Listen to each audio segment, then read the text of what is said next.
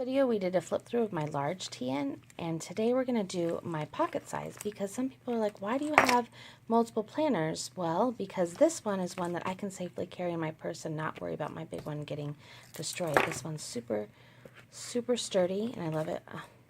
This was given to me at a swap meetup, and I already lost an eyeball. So this, I'm going to set this aside, explain it later. This is my notes section.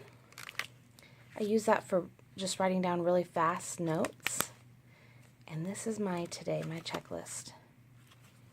And then here, these are my it's my list page. So I can do van maintenance, car maintenance, all that stuff, house to do, kids to do, all that stuff.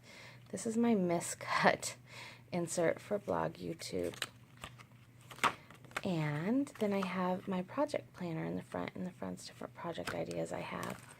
And this is sticky notes. So, and this gorgeous little thing. So this is super easy to take to the store with me and carry around, because each day from my planner I can write in my to-dos and then take it. And then this is now, I'm actually going to switch over to my setup that has this design. It's the same TN with the girl on the cover. And I have turned this into my weekly to-do for class.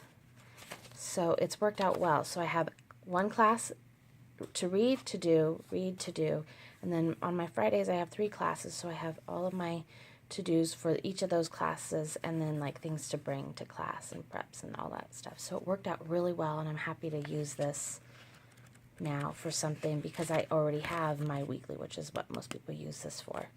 So don't mind my backdrop. I just threw some paper down so there wouldn't be any glare. Super easy.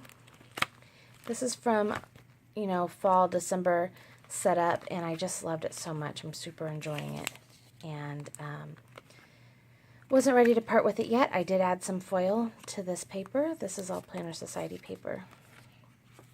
So yes, awesome. I will look for something creative to show you guys in the next video, all right? Thank you so much.